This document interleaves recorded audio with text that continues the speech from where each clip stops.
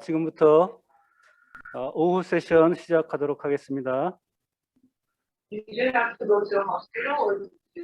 네, 저희가 이 한국 시간으로 쳐서는 좀 점심 시간을 1시간 늦게 잡았습니다. 저희가 동남아시아 국가의 시간을 고려해서 지금 2시 반인데 저희들이 제2 세션 시작을 하도록 하겠습니다. 제2 세션에서는 한메콩 외교안보 협력 문제를 주로 다루도록 하겠습니다. 특히 비전통 안보 문제를 주로 논의할 예정입니다. 제2 세션 사회자로는 현재 강원대학교 문화인류학과 교수님이자 사단법인 한국동남아학회 회장님이신 김형준 교수님을 모시고 제2 세션을 시작하도록 하겠습니다. 시작해 주시죠. 예, 방금 소개받은 김형준입니다.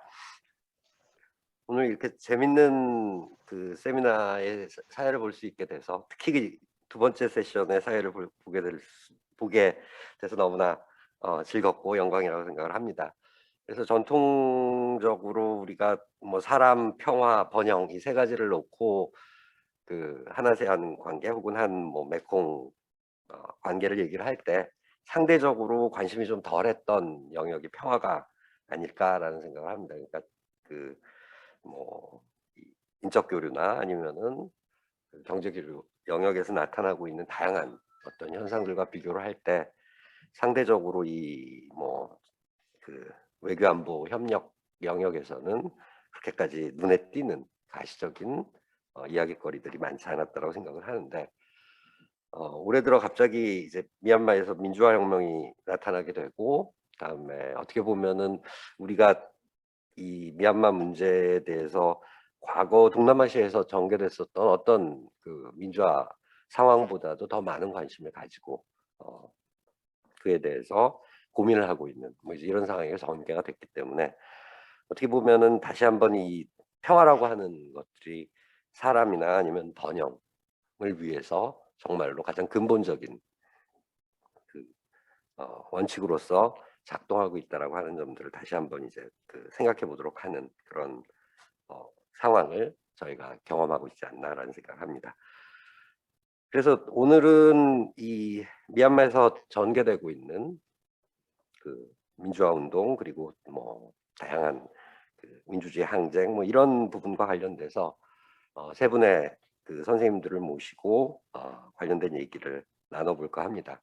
근데 오늘 이제 발표하시는 분들이 제가 이 저희 세미나를 주관하신 부산외대에서 아주 훌륭한 그 컨비네이션으로 발표자들을 모시지 않았나라는 생각을 하는데, 그래서 먼저 맨 처음에 발표를 하시게 될 박은호 선생님은 한 30년 동안 태국과 그리고 미얀마 그리고 동남아 일반의 어떤 그 정치적인 문제를 비교론적인 시각에서 바라보셨던 그런 이제 경력을 가지고 계신 선생님입니다.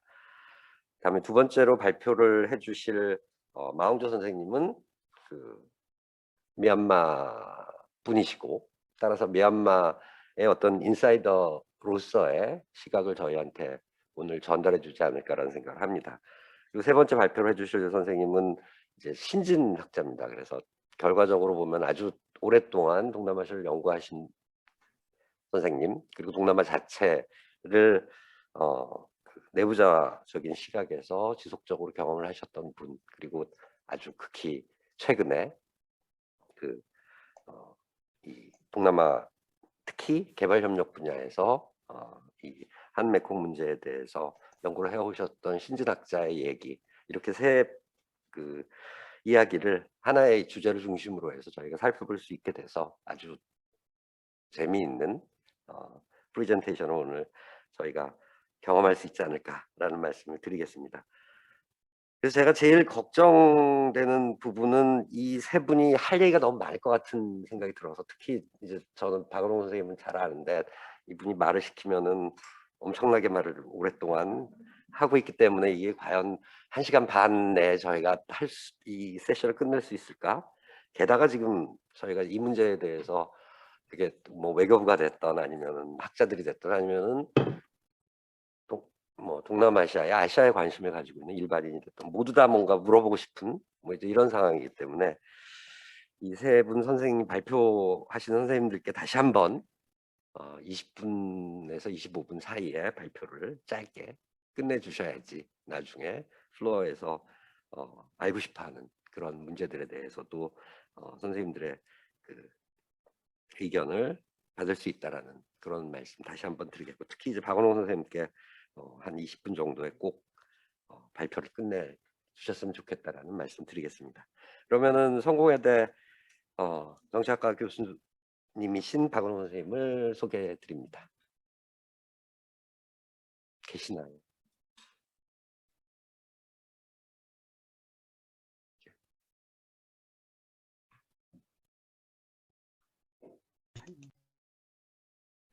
김 교수님 제 얘기 들리시나요? 예, 잘 들립니다, 선생님. 예. 이런 소중한 자리에 초대해 주신 외교부 또 부산 외국어대 관계자 여러분들 감사드립니다. 자, 우리 그 사회를 봐주시고 있는 김영준 교수님 감사하고 그 걱정을 하지 않도록 제가 20분 내지는 뭐 최대 25분 안에 얘기를 마치도록 하겠습니다. 무엇보다도 매우 어려운 환경에서 오늘 회의에 참석해 주신 따비의 마홍저 대표님과 함께 이렇게 토론을 발표를 하게 돼서 너무 기쁘고 또 감사를 드립니다. 제 발표 제목은 민족혁명과 시민혁명의 대결적 상황에 초점을 맞추고 물론 이제 사례를 태국과 미얀마에 이제 초점을 맞췄습니다. 그래서 2020년, 2021년 현재 이 태국과 또 미얀마에서 이루어지는 갈등적 상황을 민족혁명과 시민혁명이라는 두 개념을 통해서 보고자 하는 게 제 발표의 그 주된 내용입니다. 제가 발표하는 중에 이 미얀마 국명은 버마라는 국명으로 또 호안에서 이렇게 사용할 것이라는 걸 미리 좀 말씀을 드리도록 하겠습니다.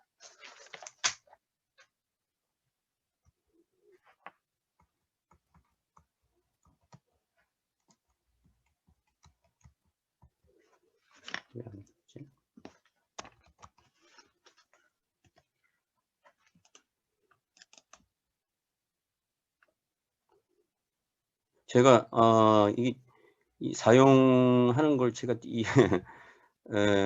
잘 못해가지고 좀 양해를 부탁드리겠습니다. 자, 요의 차례를 지금 이 발표문이 있으니까 거기에 제 발표 내용을 발표 내용이 담긴 자료집을 참고해 주시길 바라고요. 구체적으로는 이제 본문인 3장에 가서 소위 우익의 민족혁명 세력과 시민혁명 세력의 갈등과 대결을 보여주는 태국, 그리고 좌파 민족혁명 세력과 시민혁명 세력 간의 갈등, 대결을 보여주는 미얀마, 버마 두 나라를 보는 게 이제 핵심적인 내용이 될 것 같습니다. 태국과 버마에서 1932년과 1962년은 양국 시민 사이의 그 이념과 행동 방향을 규정하는 매우 중요한 정책 변화가 일어난 시점이었다 이렇게 할 수가 있고요. 1932년에 태국에서는 영국과 프랑스의 제국주의 포위하에서 절대 군주 체제를 입헌 군주 체제로 바꾼 군과 민의 그 연합 정변이 일어났었고, 반면 1962년 버마에서는 세계 자본주의 체제와의 그 연결 고리를 단절한 군사 정변이 일어났습니다. 서구의 시민혁명은 개인의 기초한 반절대 왕정 운동으로서 시작해서 근대적 의미의 민족의 탄생을 수반하는 자유민족주의 혹은 시민민족주의를 거쳐서 개인의 자유권을 억압하는 보수민족주의 혹은 국가민족주의로 변형되었다가 다시 자유민족주의로 회귀하는 그 양상을 보였다 할 수 있고요. 이때 그 자본주의는 인쇄술의 발달을 매개로 해서 유럽의 지방화에 기초한 대중민족주의를 창출하는 데 도움을 주었습니다. 시민혁명 이전 군주제에서 그 왕권의 그 정통성은 백성으로부터 나온 것이 아니라 신으로부터 나왔다 얘기를 할 수 있고요. 그 당시 백성은 시민이 아니고 신민이었다. 그리고 이들 시민은 시민혁명 이후 시민으로 승격되었지만 그 유럽 제국의 식민지 현지인들은 시민혁명 이전에 그 유럽의 식민으로 간주되었다 이렇게 볼 수가 있고, 이런 배경이 바로 이 서구 열강의 식민지에 있었던 여러 나라들에서 민족주의가 발흥하는 계기가 되었다라는 것이죠. 자, 여기 그 제가 그 보여드리는 이 도표는 민족주의를 이념적 유형과 주체를 중심으로 해서 분류한 것인데요. 이때 이 각 개념들은 민족주의의 그 뭐 훌륭한 연구 업적을 낸 베네딕트 액터 앤더슨이나 또는 어네스트 갤러라든지 뭐 이런 분들의 기존 그 민족주의 연구자들의 논의를 좀 조작화해서 제가 도표를 이제 만들어 보았습니다. 자, 여기서 이 표에서 보자면은 근대의 민족주의 탄생 과정으로서의 서구의 시민혁명은 이념으로서의 이 자유주의와 주체로서의 그 대중의 결합인 요 표에서 D에 해당하는 D에서 A로의 그 역진이라는 반동 국면을 경험했다 이렇게 볼 수가 있고요. 이때 그 반동 국면은 시민혁명의 군사화로 얘기될 수가 있고, 대표적으로는 프랑스의 보나파르트 체제, 또 영국의 크롬웰 체제가 이에 해당한다고 얘기할 수 있겠습니다. 자, 그 다음 그림을 이제 보여드리자면은 이 그림에서는 타이와 버마, 즉 다시 말해서 미얀마가 3단계, 즉 우파 민족혁명 혹은 그 좌파 민족혁명 세력과 시민혁명 세력이 충돌 단계에 있다고 이렇게 볼 수가 있고요. 특히 그 미얀마는 3단계로부터 여기서 보는 페이스 3에서 4단계로의 진입 가능성을 이제 보여주었다가 지난 2월 1일 쿠데타로 3단계 페이스 3로 이렇게 회귀했다. 라는 게 이제 제 그 하나의 그 주장입니다. 다시 말해서 2011년 8월 그 좌파 민족 혁명 세력인 군부를 대표하는 떼인세인 대통령과 시민혁명 세력을 대표하는 아웅산 수지 간에 대타협이 있었는데, 그 이후에 2016년 NLD 정부 출범과 함께 미얀마는 4단계로의 진입 가능성을 보여주기도 했으나 이번 그 군 최고 지도자 미나우나잉의 그 쿠데타로 이 시민혁명과 민족혁명의 충돌 단계라고 볼 수가 있는 3단계 페이스 3로 이렇게 후퇴했다 이렇게 볼 수 있을 것 같습니다.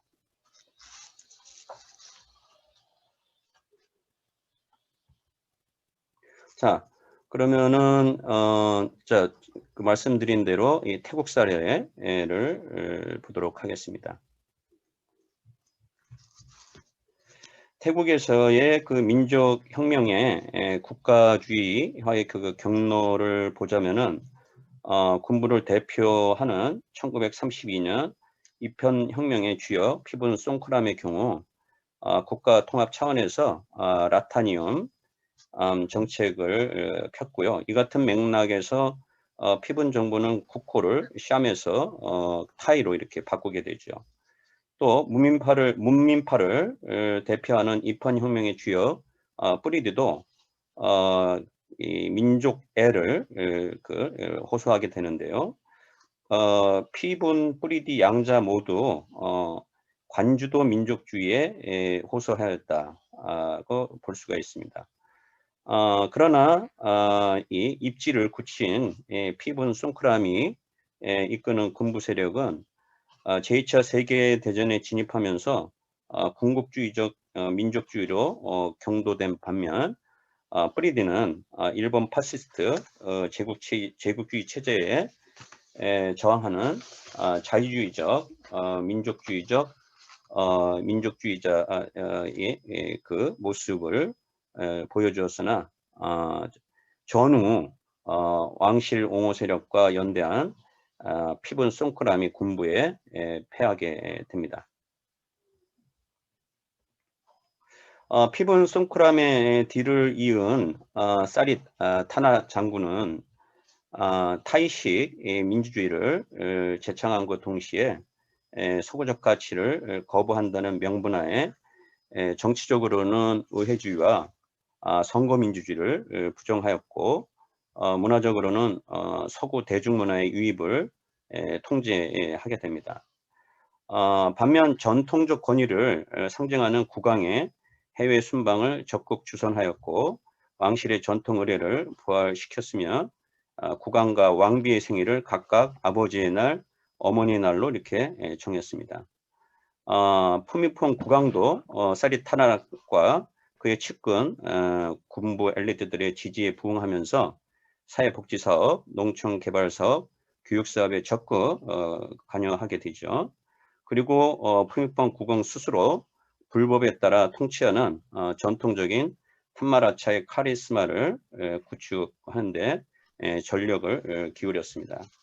그렇지만은 1976년 10월 6일 탐마사 대학에서 집회를 하고 있던 학생들에 대한 유혈 진압에 따른 참사를 지칭하는 이른바 혹둘라는 타이 우파 민족 혁명 세력의 시민혁명의 맹화에 대한 냉정한 진압 작전이었다라는 것을 얘기할 수가 있고요. 그래서 이른바 탐마라차의 인내력을 보여준 아주 중대한 사례다 이렇게 볼 수가 있습니다.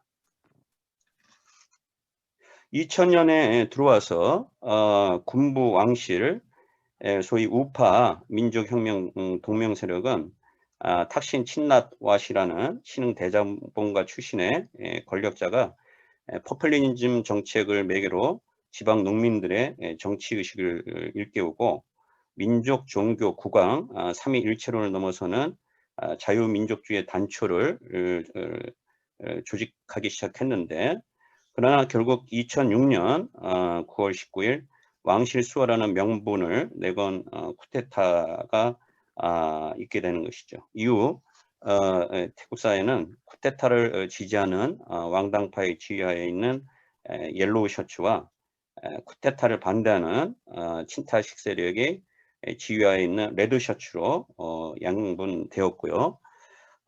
근 8년 만에 다시 2014년 5월 쿠데타가 일어나게 되고 또다시 이 민족생명 세력과 시민혁명 세력 간의 정책 투쟁이 그 본격화되는 그런 어떤 그 모습을 보이게 되는 것입니다.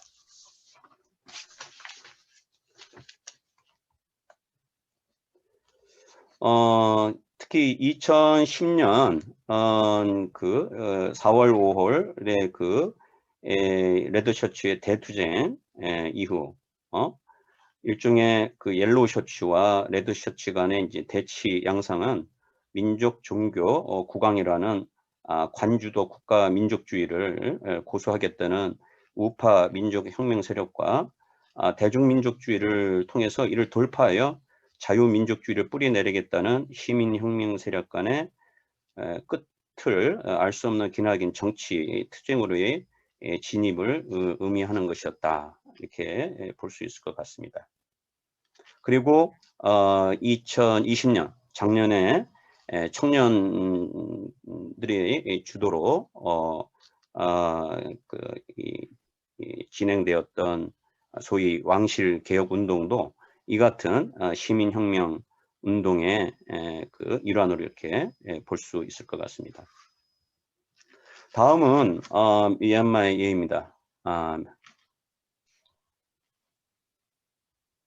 1930년대 아웅산을 비롯한 청년 민족주의자들은 서구 시민혁명의 토대가 되었던 이 자유민족주의 그 자체를 하나의 위선으로 보았죠. 왜냐하면은 영국의 식민지 하에 있었으니까 당연한 그 현상이었다 이렇게 볼 수가 있고요.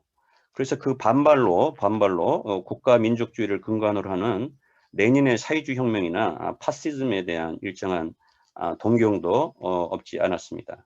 하지만은 2차 세계대전 중 일본의 그 버마 지배 시기에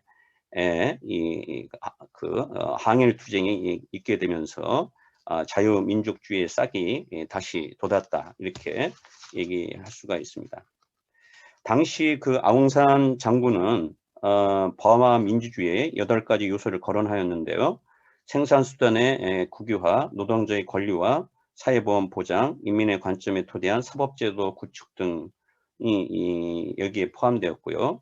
그와 그의 동료들의 가장 핵심적인 사안은 국가 자산을 국유화하는 것이었습니다. 이것은 서구 자유민주주의와 다른 것이었고 그렇지만 앞에서 말씀드렸듯이 일본 파시즘에 대한 저항의식이 커지면서 자유주의적 민족주의 성향을 보이기 시작했으나 아웅산 장군이 1947년 독립전에 피살됨으로써 연방민주주의로 집약될 수 있는 자유민족주의와 대중민족주의의 융합은 제대로 꽃을 피우지 못했다. 이렇게 볼 수가 있습니다. 1962년 그 아웅산 장군의 이 동료인 네윈이 쿠데타를 일으키게 되는데요.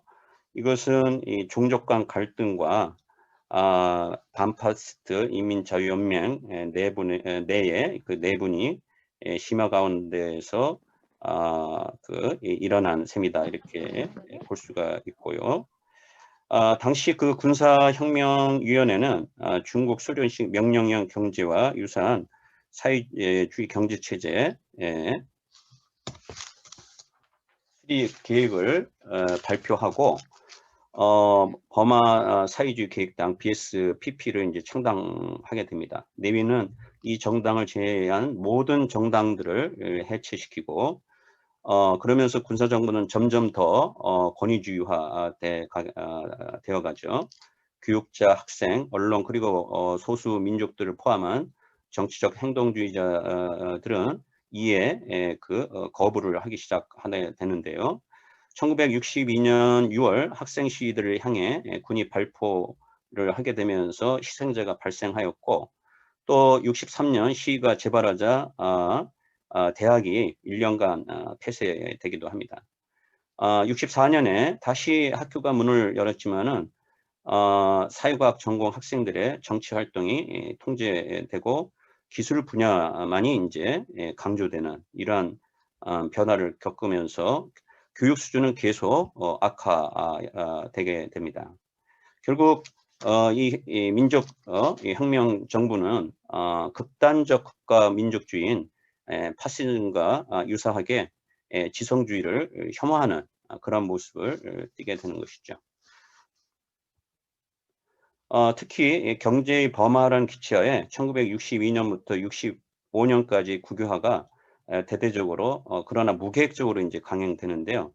국내 경제에서 외국인을 축출하는 국유화 정책에 따라서 62년과 67년 사이에 17만 7천 명가량의 인도인과 파키스탄인이 도주하거나 축출되고, 또 이렇듯 국가가 산업과 상업 부분을 통제하게 되면서 경제 질서를 유지하고 팽창시켜 나가기에 필요한 기업인, 상인, 기술자, 관리인들을 잃게 됩니다.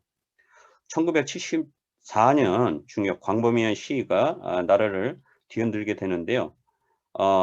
이해 12월 랑군대학교 학생들이 전 유엔 사무총장이며 인도주의자로 알려진 우탄투의 죽음으로 비롯된 상징적 기회를 활용하여 반군부 반란을 일으켰던 것입니다. 좌파 민족혁명 세력의 그 국가 민족주의 세력에 대한 시민혁명의 어떤 도전이라고 이렇게 볼 수가 있고요.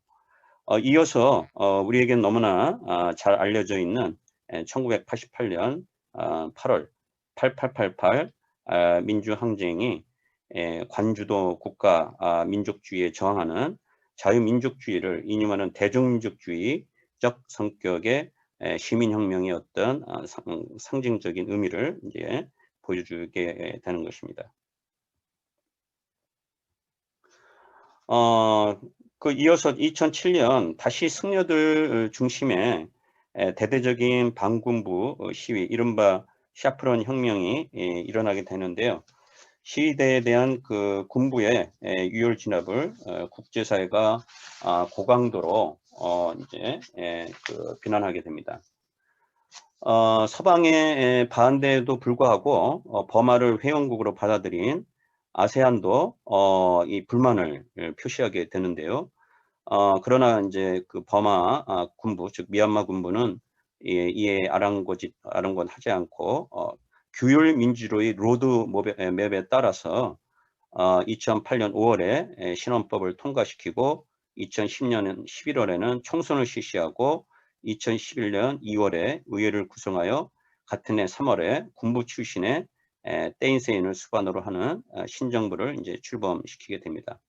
그런데 뜻밖의 2011년 8월 19일 좌파 민족혁명 세력의 군부를 대표하는 떼인세인 대통령과 시민혁명 세력을 대표하는 아웅산 수지의 어떤 비공식 회동이 있게 되고 이때를 계기로 해서 끝을 알 수 없는 기나긴 정치투쟁이 즉 민족혁명과 시민혁명 간의 그러한 정치투쟁이 종식되는 듯이 보이고, 특히 여러 정치적 개방 조치가 취해지고 마침내 2015년 15월 선거에서 NLD가 압승을 하게 되고, 그래서 이 NLD로 대표되는 민족 시민혁명 세력과 그리고 군부로 대표되는 좌파 민족혁명 세력 간의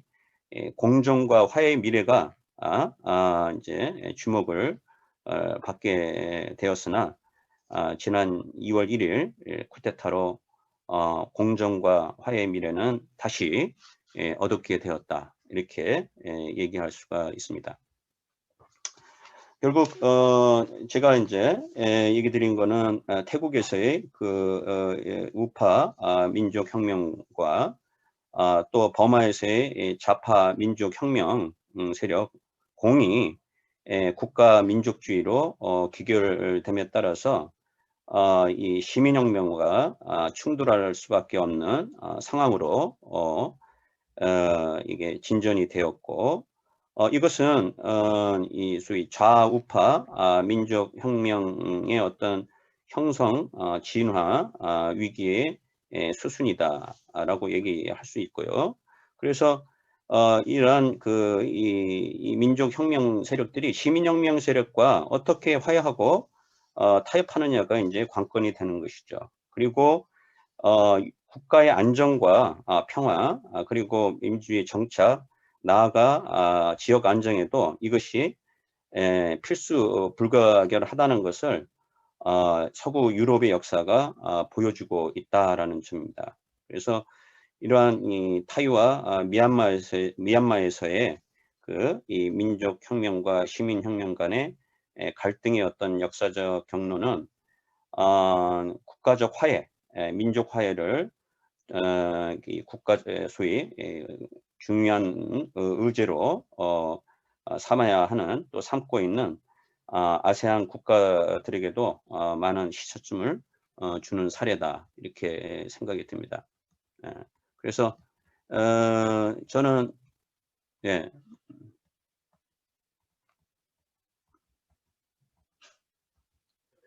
그래서 저게 지금 제가 PPT에서 보여주는 이 타일랜드, 미얀마, 버마 공이 제일 중요한 거는 페이스 4단계에서 이 민족혁명과 시민혁명이 화해를 이루어야 되는 이러한 그것이 굉장히 중요한 각국 간의 시대적 과제이고, 또 지금 정치적으로 불안하고 또 위기적 상황을 겪고 있는 특히 미얀마 같은 경우, 또 태국 같은 경우도 안정된 정치 상황이라고 볼 수가 없는데, 이 두 나라가 이 일국적 수준에서, 지역적 수준에서 평화 번영을 다시 회복하기 위해서도 이 4단계로의 진전이라는 이 중요한 과제에 대한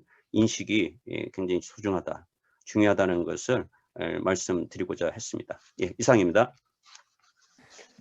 예, 감사합니다. 박원호 선생님. 시간도 아주 잘 지켜주셨고, 그래서 전체적으로는 현재의 미얀마 상황 혹은 실질적으로는 태국의 정치적인 상황을 이해하기 위해서 우리가 고려를 해야만 하는 그런 어떤 역사적인 변화의 과정에 대해서 이제 잘 말씀을 해주셨고, 아마 이 다음에 두 번째로 발표를 하시게 될 우리 마홍조 선생님이 현재의 상황에 대해서 충분하게 얘기를 해주시리라고 생각이 드는데, 그 백그라운드 날리지로서 박은호 선생님께서 현재적인 모습을 이해하기 위한 역사적 상황에 대해서 말씀을 해주셨다고 생각을 합니다.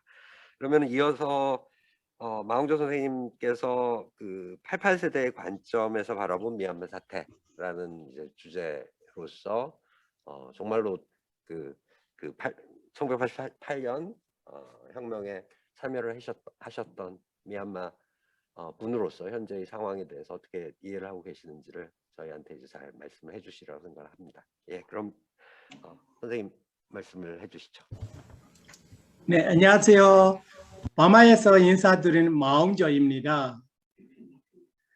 한국 매컴 온라인 포럼에서 이야기를 나눌 수 있는 자리를 마련해 주셔서 대단히 감사합니다. 우선 버마, 미얀마에 대해 소개해 드리고 싶습니다. 버마는 동남아시아에서 있으며 메컴 지역의 6개 국가 중에 하나로 빙글라데시, 인도, 중국, 라오스, 태국 나라들과 국경을 접하고 있습니다. 또한 버마는 가첸, 게야, 게인, 친, 몬, 버마, 야카인, 샨 등 다양한 민족들이 함께 살고 있는 다민족 국가입니다. 이런 우리나라에서 여러 가지 문제도 있지만 그 중에 가장 큰 문제는 경제 문제와 민주화 문제라고 생각합니다. 지난 10월 1일에 군부를 위해 쿠데타가 일어나고 오늘은 쿠데타가 일어난 지 117일째 되는 날입니다. 시민들은 군부를 반대하고 민주주의를 요구하는 시위를 117일째 이어가고 있습니다. 바마의 역사를 들어보며 바마는 1948년에 영국과 일본으로부터 해방가 되었습니다. 해방부터 1962년까지 민주국가 건설하는 과정이었습니다. 1962년에 군사 쿠데타가 일어나 군부 독재가 오랜 기간 유지되었으며 1974년에는 바마시 사회주의라는 이름으로 사회주의 국가로 변화를 주었지만 실제로는 군부 독재의 또 다른 이름이었습니다. 아마 시민들이 투쟁하고 있는 것에 대해 말씀드리고 싶습니다. 1948년에 영국과 일본으로부터 해방되었지만 연방국가 건설 과정에서 소수민주들의 독립 문제로 분쟁이 시작되었습니다. 1962년에 군부 쿠데타가 일어나면서 군부 독재가 시작되었고 많은 민주들이 독재를 받아들일 수 없어 분쟁은 더욱 커질 수밖에 없습니다.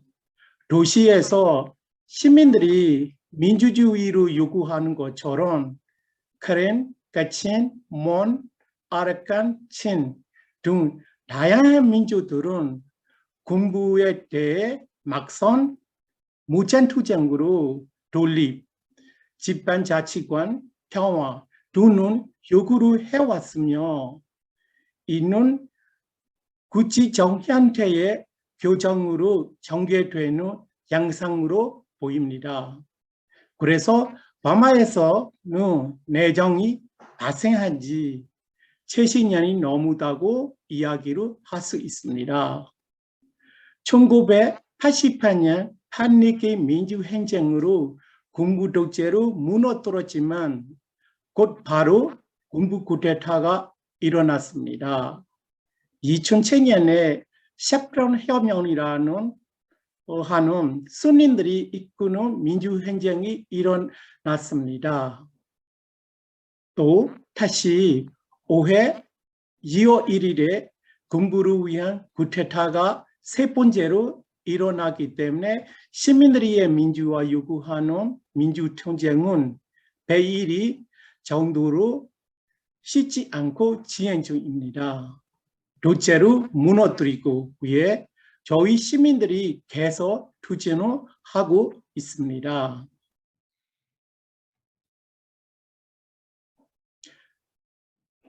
바마의 가장 큰 민주화 행정이 판리기 민주행정과 현재 2021년 봉해혁명을 비교해서 말씀드리고 싶습니다. 두 행정의 지도 세력을 보며 판리기 민주행정 때는 대학생이 지도해서 시작하여 민주화 세력들과 함께 민주주의를 요구했습니다. 이번 민주화 투쟁은 다양한 지도 세력들이 이끌어가고 있다고 말씀드리고 싶습니다. 대도시를 중심으로는 세 세대가 지도부 역할을 하고 있으며 이들과 함께 의료인들이, 공무원들과 이번 민주화 투쟁의 주요한 주체 세력으로 운동을 이끌어가고 있습니다. 그리고 도시 외곽 지역에서는 소수민주들의 무장 세력들이 무장을 이끌어가고 있는 양상입니다.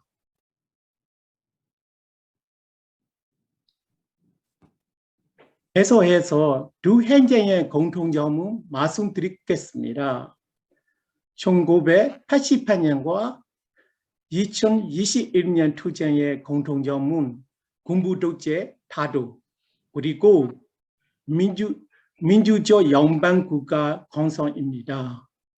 이런 공통점이 있는 두 투쟁에서 다른 점들이 또 많이 있습니다. 그 차이점들을 살펴보도록 하겠습니다. 첫 번째로 루헨쟁의 요구를 보며 판례계 민주행정 주요 요구 사항은 군부 독재 타도와 민주주의를 요구했습니다. 2021년 행정의 요구 사항은 군부 독재 타도와 민주주의를 포함해서 소수자, 소수민족, 여성 인권, 평화에 대해 요구가 추가되어 다른 것입니다. 그리고 1988년 투쟁 때 군대와 정부 두 집단 대상으로 투쟁을 하였지만 이번 2021년 투쟁에는 군부만으로 대상으로 하고 있습니다. 2021년 선거에 선출된 국회의원들과 민간 정부는 시민들과 함께 투쟁하고 있습니다. 투쟁 방법에 대해 살펴보며 1988년에는 길거리에서 시민들이 평화적 집회로만 투쟁하였습니다. 그렇지만 이번 2021년에는 다양한 방법으로 투쟁하고 있습니다. 초기에 평화적인 집회로 시작하면서 공무원들이 회사원들이 출근하지 않은 시민 불복종 운동, 사회적인 처벌 운동, 그리고 소수민주들의 무장 세력들이 하는 시민을 보호하는 운동과 민주주의를 요구하는 투쟁 등의 여러 방법으로 투쟁하고 있습니다. 1988년에는 민주주의의 세력들과 무장투쟁 세력들이 함께하지 않았지만 이번에는 함께하고 있어서 이번 투쟁은 큰 힘이 되었다고 말씀드릴 수 있습니다.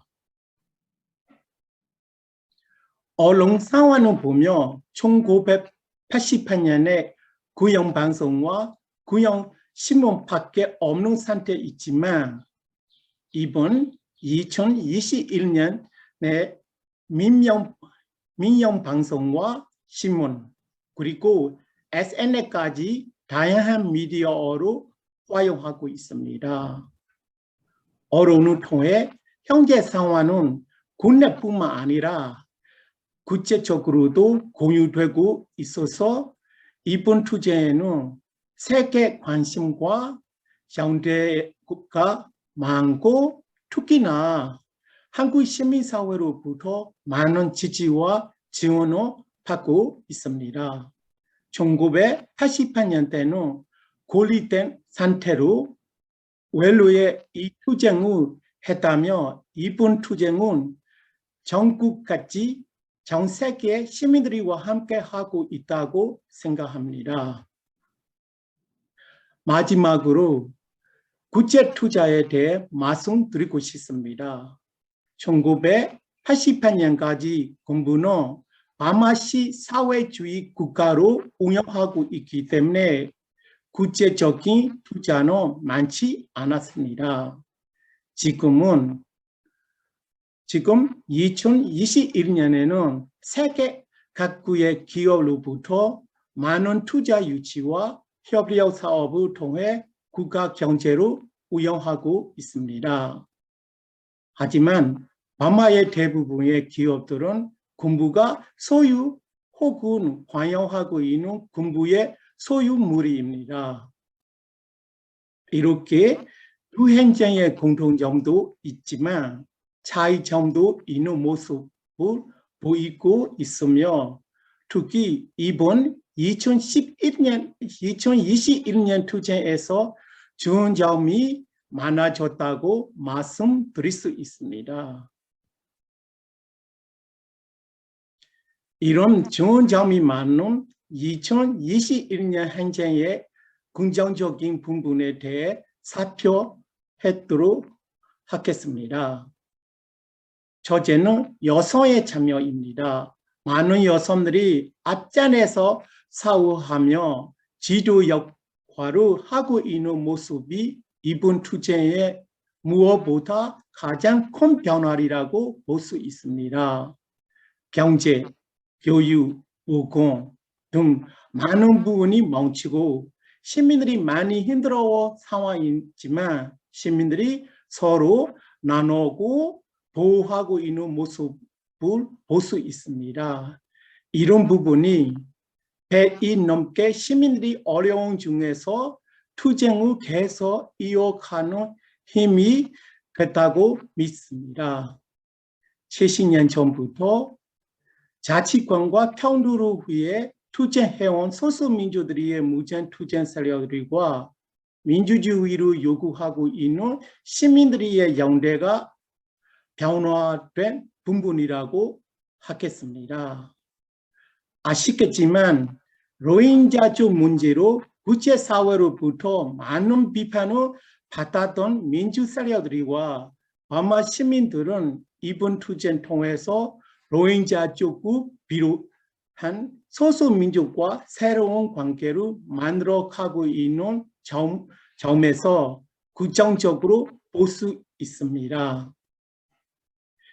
2020년 선거를 통해 선출된 국회의원들과 소수민주 대표들이 중심으로 NUG 정부로 만들어냈습니다. 이는 이후 민주화된 이후 새로운 형태의 연방 정부에 대한 첫 걸음이라고 볼 수 있습니다.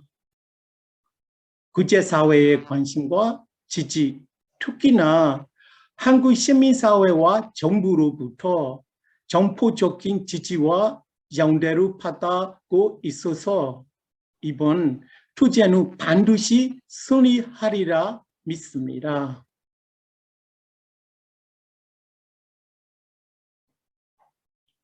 (2021년) 현장에는 분명 한계도 있습니다. 코로나 문제, 작년 초부터 어느 날까지 코로나로 수천 명의 시민들이 사망하고 수만 명의 시민들이 치료를 받아야 하는 상황입니다. 올해 기간 감염 확산으로 보건과 경제 상황이 무척 어려웠습니다. 시민들이 힘들게 버티고 있는 이런 상황 속에서 갑작스럽게 군사 쿠데타가 일어나기 때문에 시민들의 삶이 더 힘들고 어려웠습니다. 빈곤 문제.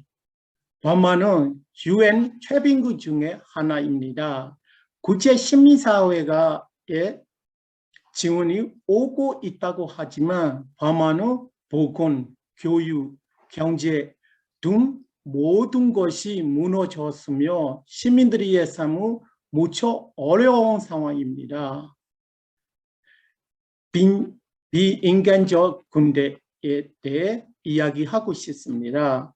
1962년 군부 쿠데타 이후부터 어느 날까지 군대의 변화에 대한 기대할 수 없는 상황입니다. 버마 군부의 역사를 보며 모든 행동이 비인간적으로 변해가고 있으며 특히 이번 투쟁은 그 정점에 있습니다. 이미 많은 영상들을 통해 확인하셨겠지만 무차별적인 폭력과 만행으로 많은 사람들이 사망하고 수천 명의 사람들이 다치고 있는 상황입니다.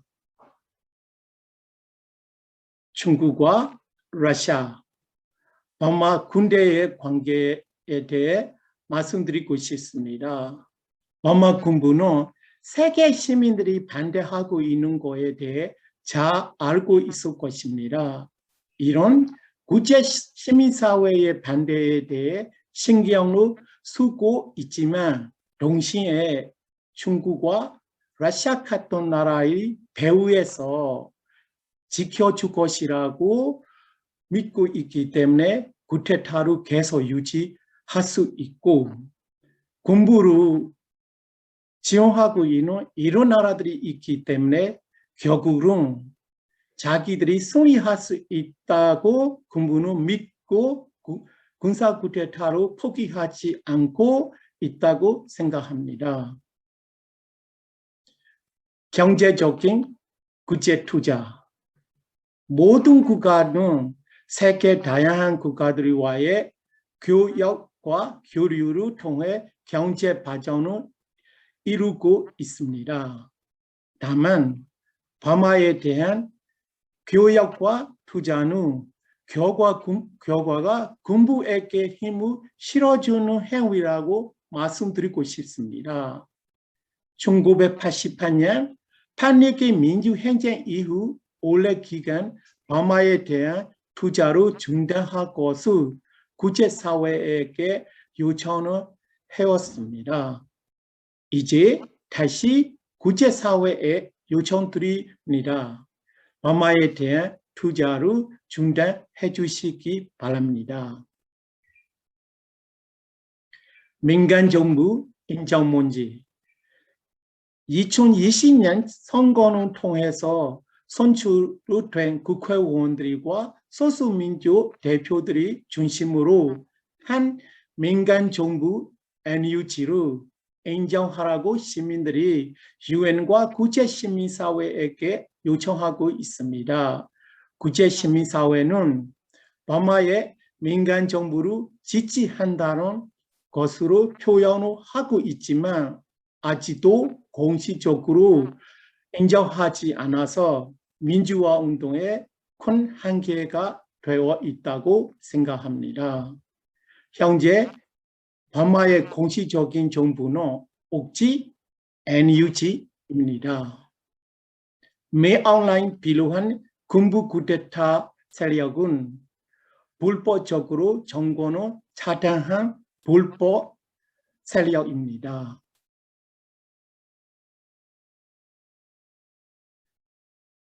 국제 시민사회에게 부탁하고 싶은 거가 있습니다.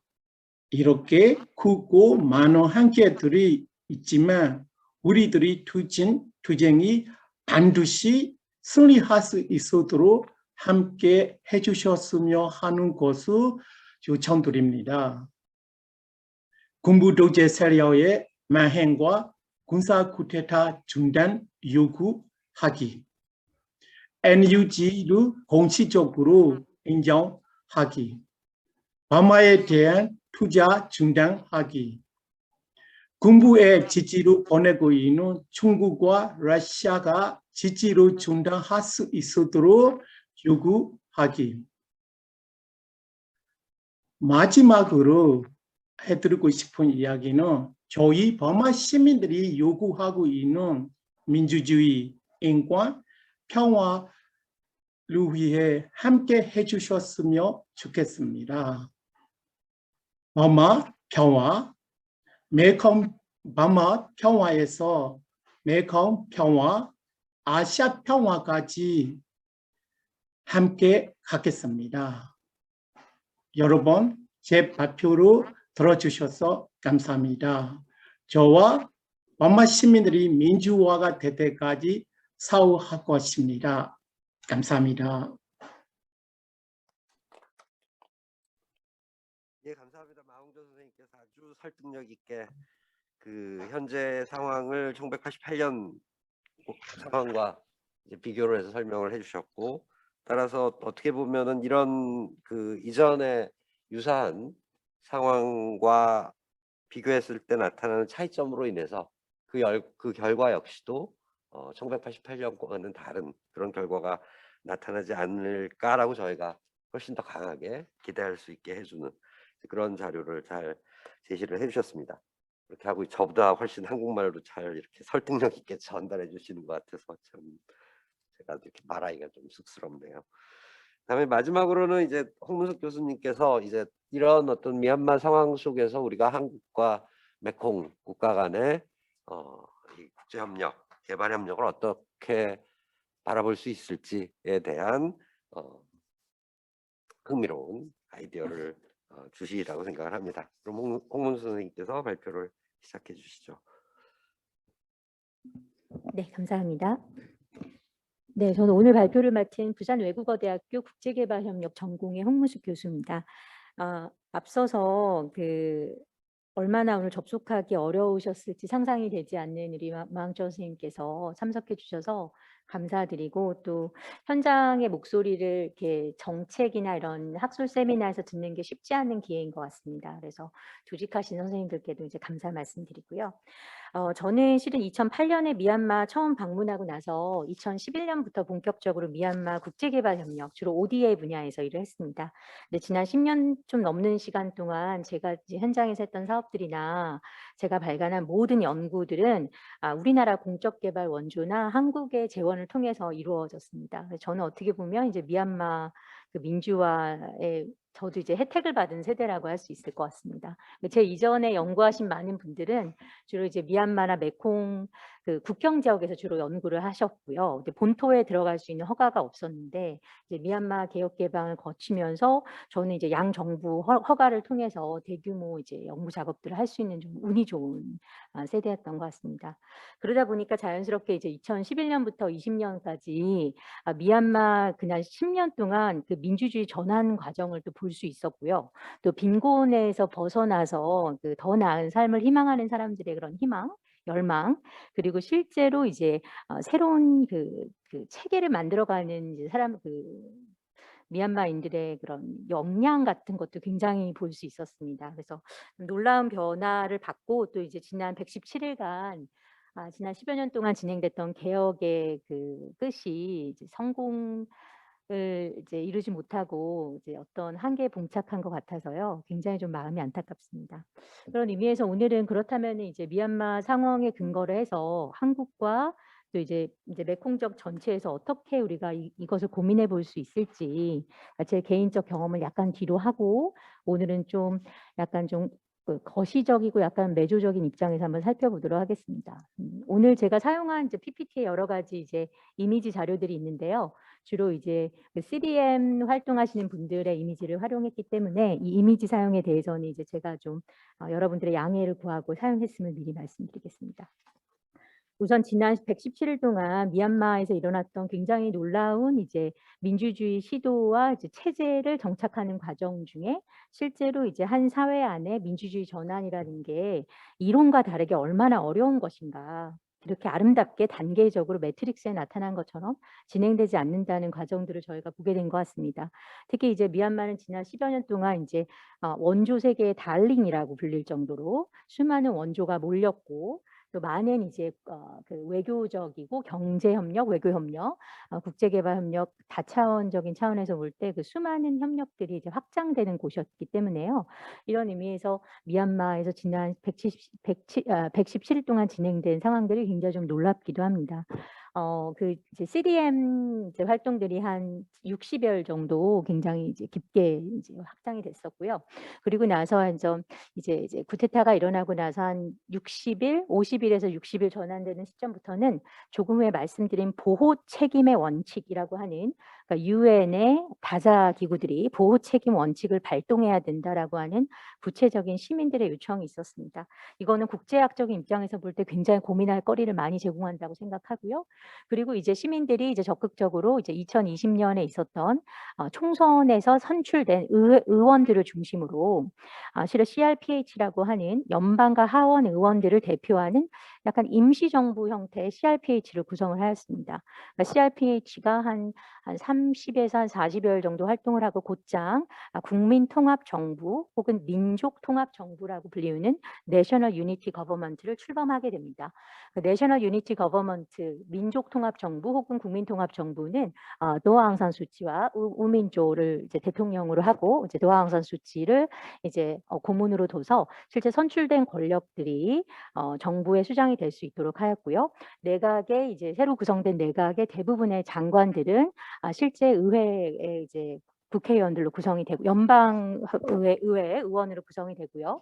차관들은 적극적으로 20대 차관들까지 대표적으로 기용하면서 특히 이제 소수민족 대표들을 한 6명을 이제 입각시켰습니다. 그래서 대부분 이제 온라인으로 활동을 하고 있지만 NUG의 형태가 이제 국민들이 직접 선출한 권력을 중심으로 구성했다는 차원에서는 굉장히 의미가 있는 조직이라고 할 수 있겠습니다.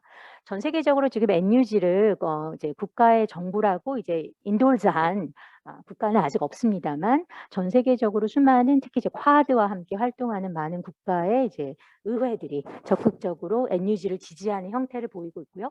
우리나라 국회의원들도 NUG와 협력에 대해서 굉장히 호의적으로 활동을 하고 계십니다. 이 부분에 대해서는 조금 후에 또 상세히 말씀드리겠습니다. 근데 이제 문제는 미얀마 이제 쿠데타가 발생된 한 100여일 지나게 되면서 실제 우리가 현존의 이제 국제사회에서 유지하고 있는 유엔과 아세안 중심으로 만들어 놓은 국제사회라고 하는 체계가 이번 미얀마 상황에서 적극적으로 인터벤션을 하지 못하고 오히려 유엔 무용론 혹은 아세안의 수동론이 오히려 이제 지지를 얻게 되면서 많은 시민들의 지금 비판을 받고 있는 상황입니다.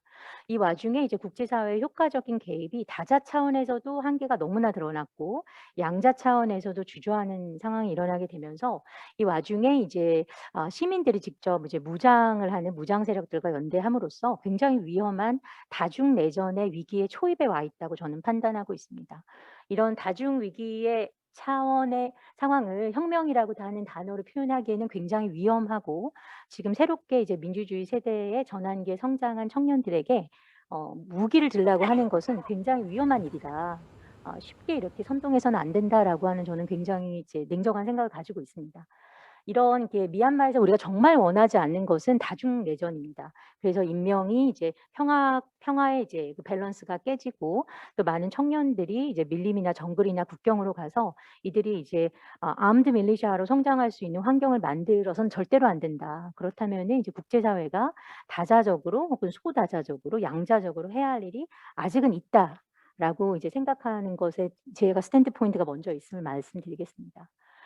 지난 한 3개월 동안 이제 여러 가지 연구를 진행했는데요. 특히 미얀마 관련돼서는 좀 객관적으로 여러 국가의 정부들이 어떤 스탠드 포인트를 나타내고 있는지 좀 조사를 하고 있습니다. 1월 1일을 기준으로 해서요. 물론 2월 1일에 쿠데타가 있었지만 이미 이제 주요 국가들이 1월부터 알고 있었거든요. 이제 군부의 조짐이 따마도가 어떤 이제 뭐 일들을 준비하고 있는 것을 이미 1월 초기부터 알고 있었고요. 현지 양곤에 있는 주요 이제 대사관에서 1월 둘째 주에서 셋째 주로 넘어갈 때 여러 가지 스테이트먼트들이 미리 나왔습니다. 그렇기 때문에 이제 왕이 외교부 장관이 이제 외무부 장관이 그 실제로 이제 양곤에 방문했던 1월 중순 이후로 여러 가지 좀 조짐이 좋지 않았기 때문에 상당히 알고 있는 부분들이 있었기 때문에요. 실은 이제 여러 가지 변화의 이제 조짐은 1월 둘째 주부터 있었습니다. 그래서 이런 의미에서 이제 1월 1일부터 시작해서 여러 가지 자료들을 조사하고 있습니다. 오늘 여러 선생님들하고 같이 이제 이야기하고 싶은 건 두 가지 포인트가 있는데요. 첫 번째는 미얀마에서 일어나는 지금 위기의 상황이 생각보다 약간 지정학적 미중 패권 전쟁 안에 놓여 있어서 지금 굉장히 잘못하면 미중 패권론 안에 휩쓸려 들어가서 대리 경쟁론 안에서 희생될 수 있는 그런 위기에 있다는 부분일 것 같습니다. 그것이 좀 냉정한 상황에서 맞는데요. 한 부분에서는 맞고 한 부분에서는 좀 틀린 부분이 있습니다. 이제 한이라고 하는 굉장히 중요한 학자가 2018년에 그 역사적으로 볼 때 이제 그 중국과 미국의 라이벌리 안에서 패권 전쟁 안에서 태국과 미얀마는 어떠한 서바이벌 전략들을 펼쳤는지에 대한 그 애널리시스 이제 연구가 나왔는데요. 2018년에 발표가 된 연구인데 이 연구에서 굉장히 재미있었던 결과가 뭐냐면 사실 특히 태국과 미얀마는 미국과 중국의 경쟁 안에 있고 그것에 대한 인정을 하고 그 큰 컨텍스트 안에서 다양한 서바이벌 전략을 펼치고 있는데 그중에 하나가 다자주의와 소다자주의이다. 생각보다 태국 같은 경우에는 다자주의 활용을 통해서 한 개 국가로 대응할 수 없는 미중 그 라이벌리 전쟁의 포지셔닝을 잡기 위해서 다자를 활용하고 있었고요. 미얀마는 이제 아무래도 이제 그전에 이제 따마도 같은 경우에는 극단적인 고립 정책 혹은 이제 개혁 개방 정책에서는 아웅산 수치 여사도 적극적으로 중국에게 프로포즈를 보냈던 리더이기 때문에 생각보다 그렇게 일방적으로 수동적으로 중국의 그 전략에 흡수되지만은 않았다. 그래서 이제 단순히 미국과 중국의 경쟁 관계 안에서 수동적인 국가로 미얀마와 태국을 볼 수 없다라고 하는 중요한 연구가 나왔습니다. 이런 거를 상황을 고려해 볼 때 실제로 지난 수년간 있었던 미얀마 내에서 미얀마의 입장에서 바라보는 국제관계 입장에 대해서는 한국에서 좀 이해가 좀 많이 부족한 것이 사실입니다. 특히 이제 언론에서는 요즘 그러니까 중국 중국 때리기가 아주 인기가 많은 것으로 알고 있고 저도 이제 일정 공감을 하지만 실제 이제 워낙 잘 아시는 뭐 1대1로 전력이나 혹은 이제 국제개발협력에서는 천성해용이라고 하는 전략을 이제 중국이 사용하고 있는데요. 이런 전략들을 중심으로 할 때 이제 중국의 입장에서도 미얀마는 조금 까다로운 국가였습니다. 그래서 생각보다 이제 미얀마도 중국과의 관계에 있어서 중국이 뭐 어떤 뭐 오더를 주면 그걸 실행하는 이런 관계가 생각보다 단선적인 관계가 아니라는 것입니다. 특히 이제 2013년부터 미얀마가 개혁 개방을 거치면서 이제 미얀마는 군부도 또 NLD 정부도 동시에 중국에 러브콜을 보냈고요. 특히 이제 로힝자 사태로 인해서 미얀마가 이제 서양 세계에서 굉장히 많은 비판을 받게 되면서 2017년부터는 아예 동진 정책이라고 하는 룩 이스트라고 하는 정책까지는 아니고요. 한 스트라테지, 전략 정도를 아웅산 수치가 구사해 왔습니다. 그것은 뭐냐 하면 서구라 흔히 말하는 전통적인 서방 세계에게 원조를 받을 수 없고 경업을 할 수 없고 또 이제 관광객을 받을 수 없는 상황이 됐기 때문에 그렇다면은 이제 아웅산 수치 정부가 남은 카드는 그러면 룩 이스트인 것입니다. 그래서 더 중요해졌던 파트너가 싱가포르, 베트남, 태국 그리고 이제 더 관계가 이제 돈독해진 중국을 중심으로 관계가 확장될 수밖에 없었던 거죠. 그래서 이제 왕이 이제 외교부장이 1월에 실은 이제 쿠데타 바로 한 2주 반 전쯤에 미얀마에 도착했을 때 군부가 아주 적극적으로 미낭라인 제너럴이 아주 적극적으로 이제 작년에 있었던 대선에 대한 불만 그리고 이제 아웅산 수치 정부가 지금 푸시하고자 하는 헌법 개혁 헌법 개정은 이제 2021년 3월 1일에 국회에 올라가서 연방국회에서 통과될 예정이었습니다. 그 헌법 개정의 골자는 따마도에게 배정된 하원과 상원에 자동적으로 배정된 25%의 의석을 2030년까지 5%로 줄이는 것을 담고 있습니다. 다만 군부의 입장에서는 절대로 받을 수 없는 카드였습니다. 그래서 이제 군부가 지금 굉장히 불만이 쌓여 있었던 단계였고요. 그런 와중에 이제 왕이 외교부 장관이 이제 외무부장이 이제 방문을 했을 때 미나울라잉 장관 아주 문하울라잉 군사령부 이제 장이 아주 적극적으로 군부가 할 일을 하겠다라고 하는 이제 표현을 MRTV에서 공식적으로 하는 모습이 나타났습니다. 근데 이런 부분에 있어서 중국이 실제로 3월 24일까지 이제 동일하게 이제 나타나는 메시지가 있는데요. 핵심은 뭐냐면 이제 워딩 자체가 그 미얀마 내부에 있는 each stakeholders, 그러니까 각각의 스테이크홀더들끼리 문제를 해결하고 국제적인 차원에서는 아세안이 해결하라라고 아주 명확하게 이야기를 했습니다.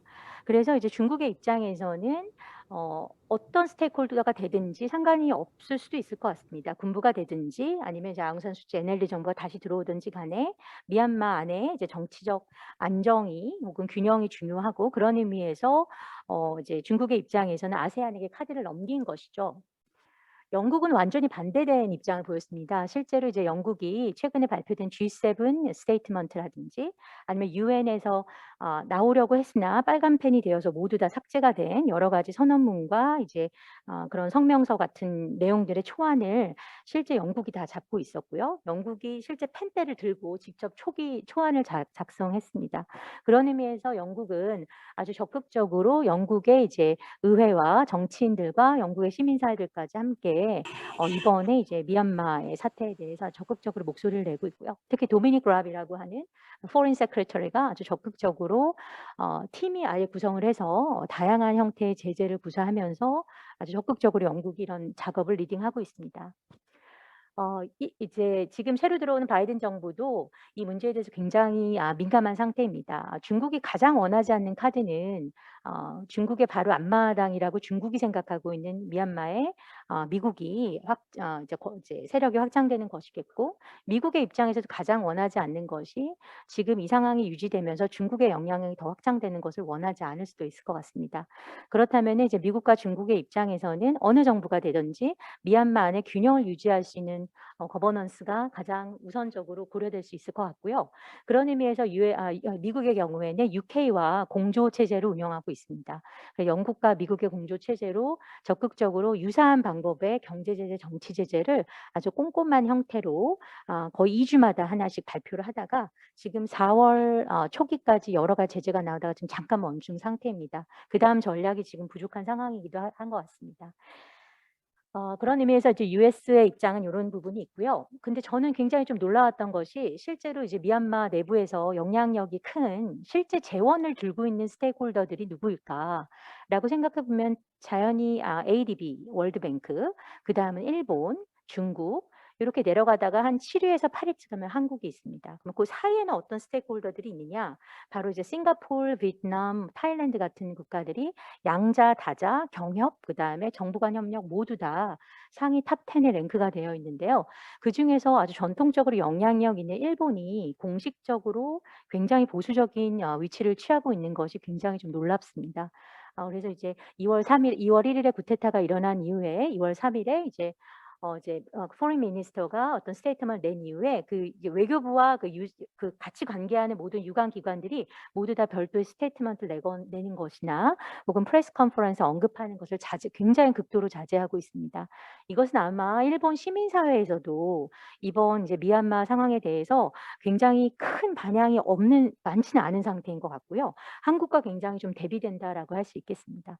그러나 그 미얀마 내부의 영향력을 고려할 때 일본이 굉장히 중요한 역할을 할 수 있음에도 불구하고 G7이라든지요. 아니면 이제 그 외교부 그 차관들이나 이제 요런 쪽들 관련된 관련 성명서를 연대 성명할 때는 일본이 이름을 넣지만 별도로 목소리 내지 않는 것은 뭔가 이유가 있을 것이다라는 생각이 들어서 잘 살펴봐야겠습니다. 특히 일본 같은 경우에는 이제 ODA 예산에도 2022년부터 시작되는 모든 ODA 예산은 캔슬을 했고요. 양자만요. 근데 올해 양자는 캔슬하지 않았습니다. 그것도 굉장히 좀 독특한 것 같습니다.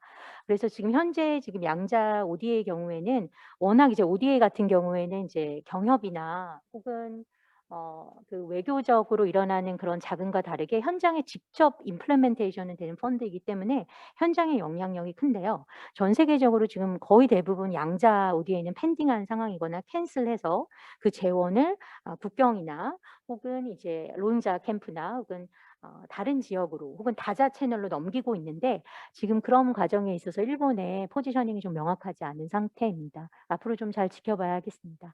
한국의 입장에 대해서는 뭐 여기 계신 분들이 너무 많이 알고 계셔서 하지는 이제 언급하지는 않을 텐데요.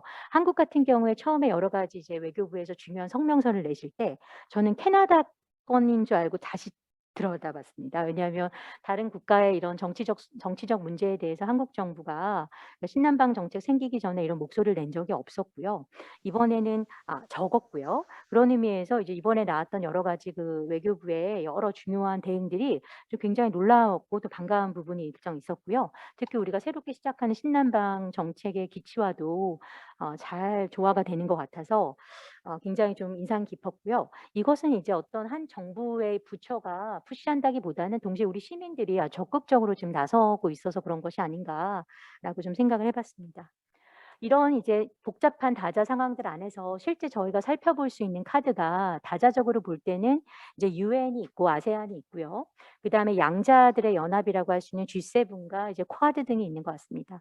한국이 이제 쿼드에 직접적으로 들어가 있지는 않은 상태이지만 적극적으로 미국과 호주와 인도와 이제 일본이 독립적인 목소리를 내기 어려울 때 이제 공동성명서, 미얀마 상황에 대한 공동성명서를 쿼드 목소리로 같이 내고 있는 것도 굉장히 좀 다자의 묘미를 잘 살리고 있다고 판단이 되고요. 유엔하고 아세안에 대해서는 조금 후에 좀 말씀드리겠습니다. 이런 복잡한 그 다자 양자 맥락 안에서 실제로 이제 유엔과 아세안이 지금 손이 묶여 있는 상태에서 실제로 양자 국가들이 그러니까 개별의 국가들이 목소리를 크게 내는 이런 굉장히 조금 놀라운 상황입니다. 그렇다면 이제 어떤 관점에서 우리가 이거 앞으로 봐야 될지 좀 고민이 좀 있습니다. 실은 다음 달에 UNDP에서 그러니까 New Generation of Human Security라고 하는 중요한 회의가 있는데요. 그 동남아시아와 전 세계에 지금 있는 다양한 서큐리티 문제들을 이제 인류 보편적인 인권의 문제에서 살펴보고 그중에 이제 지역적인 문제들은 그 특수성에 대해서도 한번 얘기해 보자라고 하는 중요한 컨퍼런스가 열립니다. 그래서 지난 20여 년 동안 휴먼 서큐리티 담론을 주도했던 뭐 옥스포드, LSE, 뭐 프린스턴의 아주 유명한 학자들이 다음 달에 이제 그 컨퍼런스를 하게 되는데요. 그 컨퍼런스의 핵심 내용은 첫 번째 freedom from fear입니다.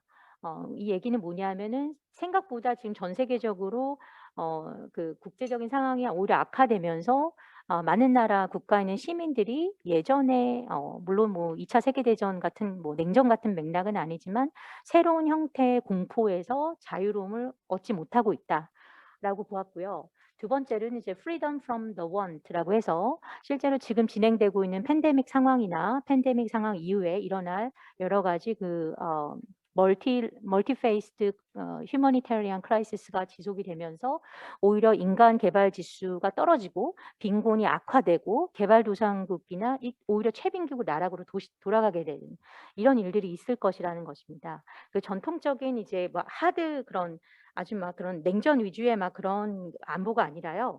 그 가난으로부터의 자유인 경제 안보, 그다음에 이제 기아로부터의 자유인 식량 안보, 그다음 특히 요즘 최근에 등장하고 있는 인종이나 조직 등 뭐 이런 여러 가지 문제들에서 자유로울 수 있는 커뮤니티, 공동체 안보, 그다음 정치적인 권리를 보호받고 인간의 기본권을 행사할 수 있는 폴리티컬 이런 폴리티컬 서큐리티들에 대한 논의가 다시 돌아가야 된다라고 보는 거예요. 그래서 아마 이제 앞으로 오히려 2030년까지 뭐 SDG 이런 논의를 하게 되면서 다시 이제 휴먼 서큐리티 논의가 필요하다고 모두 다 느끼고 있는 상황인 것 같습니다. 뭐 대표적인 사례가 코로나 상황일 것 같습니다.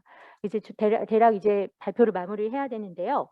그런 의미에서 볼 때 지금 여러 이제 다시 나오고 있는 이제 요구 사항들이 있습니다. 그래서 이런 휴먼 서큐리티나 휴먼 디벨롭먼트 논의에서 우리가 앞으로 팬데믹 상황이 끝나도 실제 경제 상황은 더 어려워지고 그러니까 다시 최빈국에서 개발도상국 수준으로 올라왔던 국가들이 다시 최빈국으로 떨어지고 최빈국 국가들은 앞으로 프로텍토리아 크라이시스라고 하는 다면적인 위기 상태로 더 떨어지게 된다면 그렇다면 앞으로 논의에서 다자 채널은 무엇을 해야 되느냐.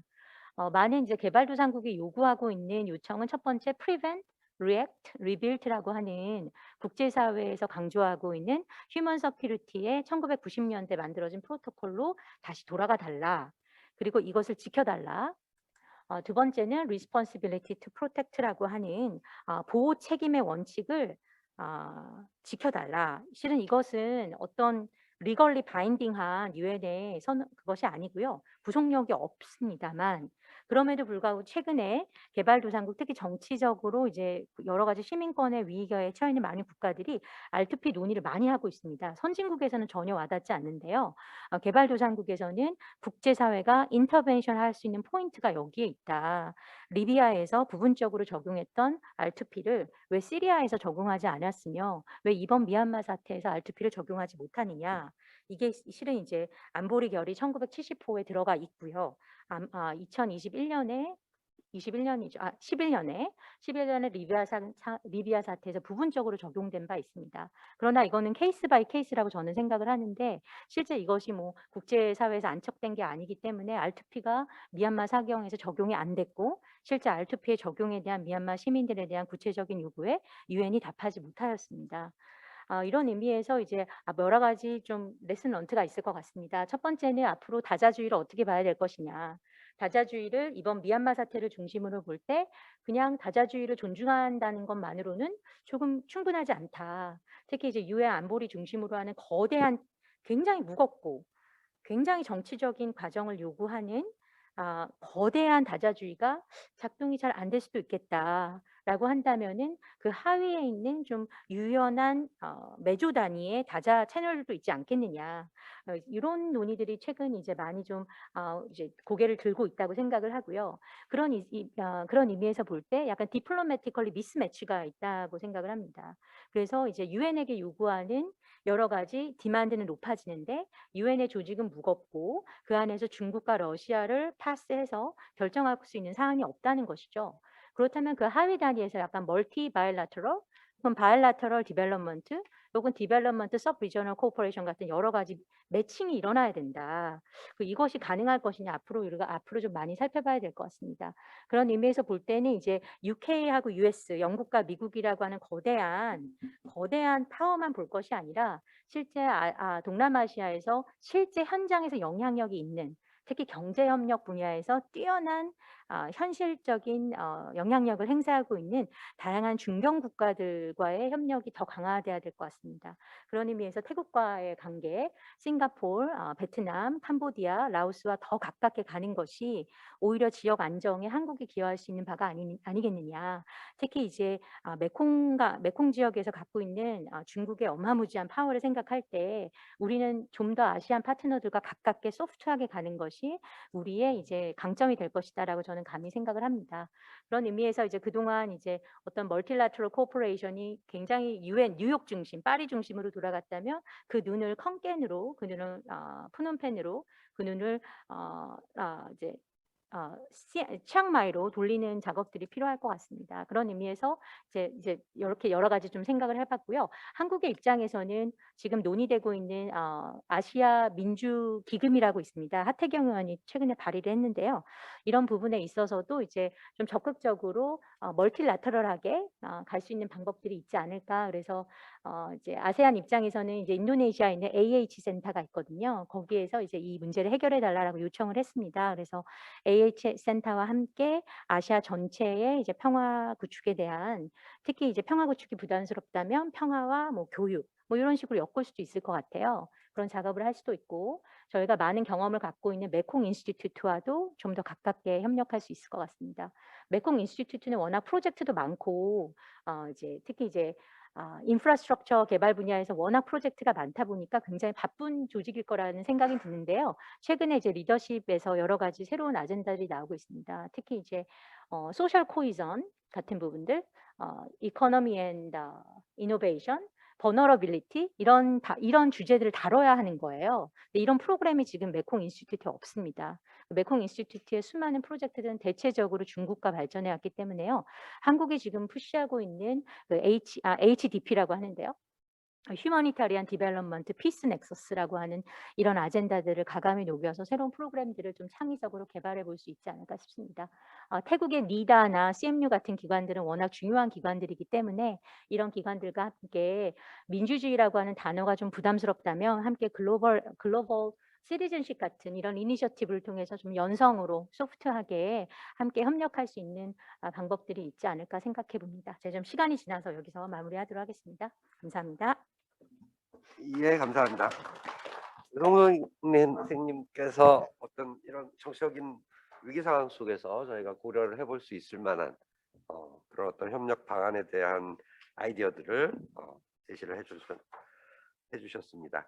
그래서 저희가 지금 뭐 시간이 거의 다 되긴 했지만 그럼에도 불구하고 뭐 한 플로어에서 두세 분 정도의 그 질문을 받고 다음에 발표자님들께서 얘기를 해주실 그런 시간은 있을 것 같은데 뭐 예, 여기 오프라인에 계신 선생님들도 괜찮고 그렇지 않고 온라인으로 참여하시는 선생님들 질문이 있으시면은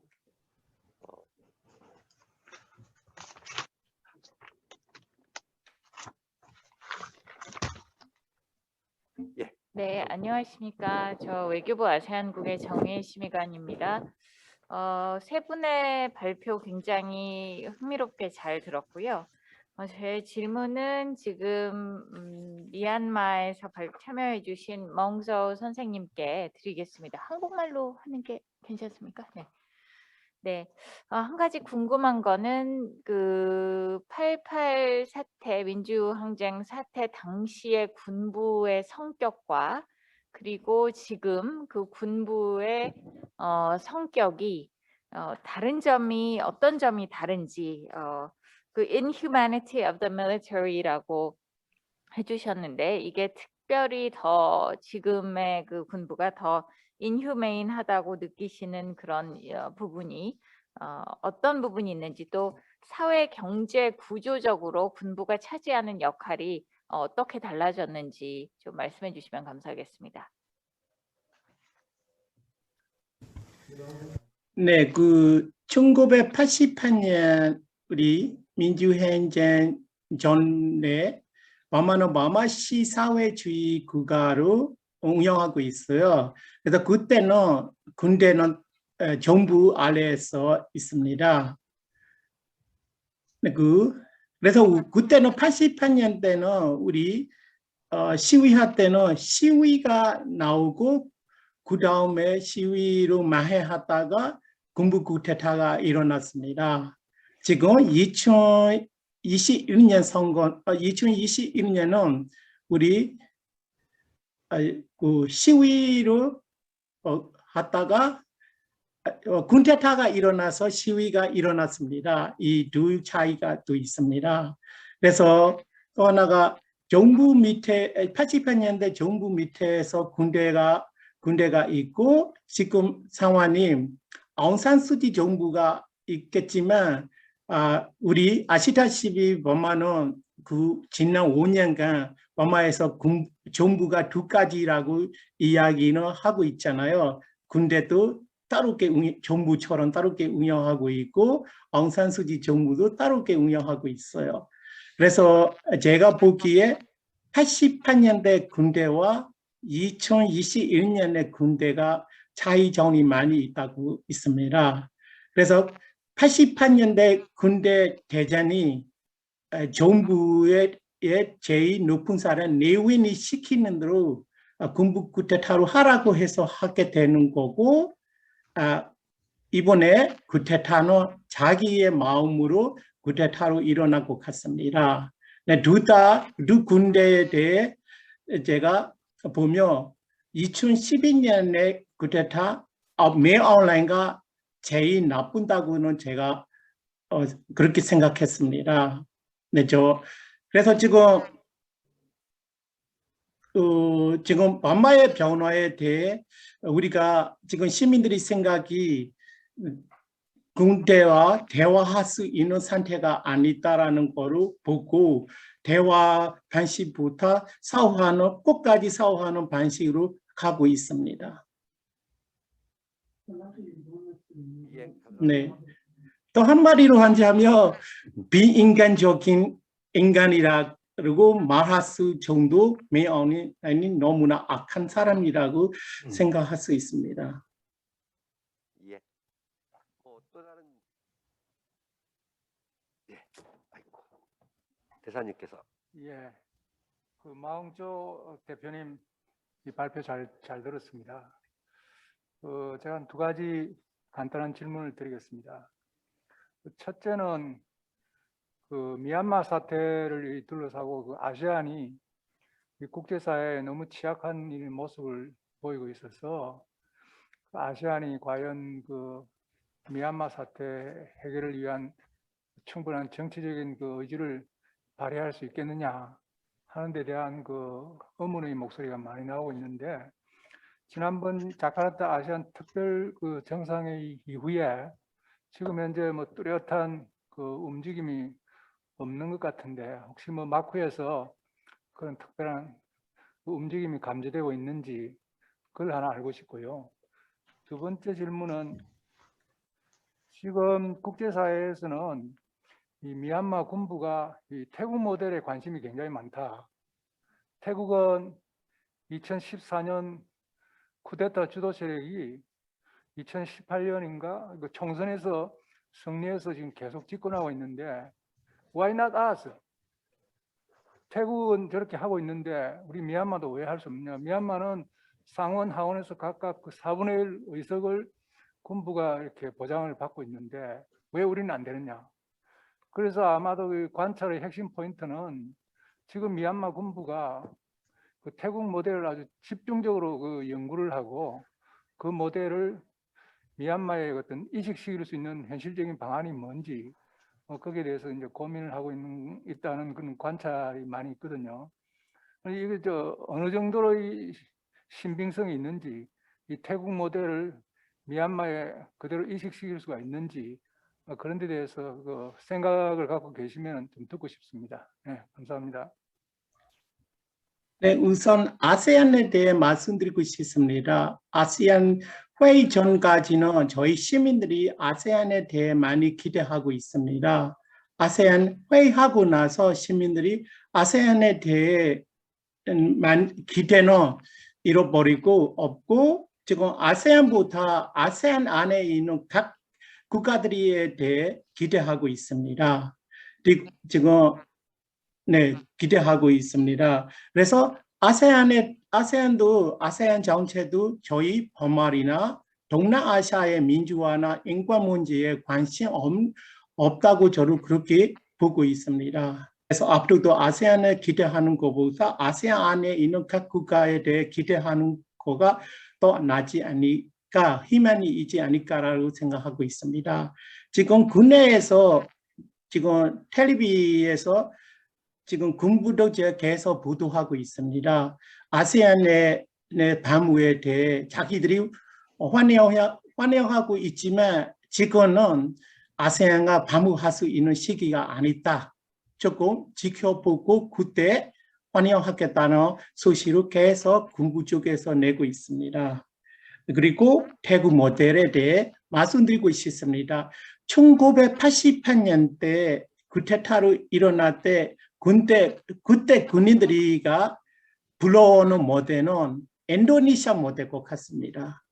인도네시아에 대해 자 배우고 자 살펴보고 있다라는 소식들이 많이 들었습니다. 하지만 사실이 인도네시아 모델도 따라하지 않고 지금도 태국에 대해 많이 불러오고 따라가려고 노력하고 있다라는 것에 대해 저희들도 보고 있습니다. 그렇지만 본인들이 태국 모델도 따라가지 못할 거라고 저는 생각해요.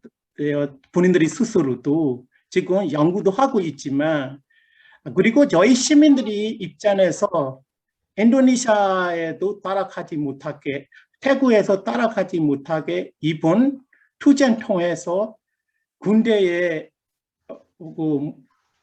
그 비인간적인 행동에 대해 이번에 정리하였겠다고 저희 시민들이 생각하고 있고 또 하나 이번 민주화운동 투쟁 통해서 군대의 변화를 먼저 만들어야겠다고 저희 생각했습니다. 1962년 군부 쿠데타 이후로부터 군대의 변화에 대해 우리는 기대할 수 없는 상황이었지만 이번에 저희가 만들어 놓은 그 NUG 정부, 우리 민간 정부가 계속하고 있는 이야기가 페더럴 아미에 대해 준비하고 있습니다. 그래서 저희의 변화시키는 것은 민주주의뿐만 아니라 군대 변화가 우선 만들어야 하지 않을까 싶었습니다.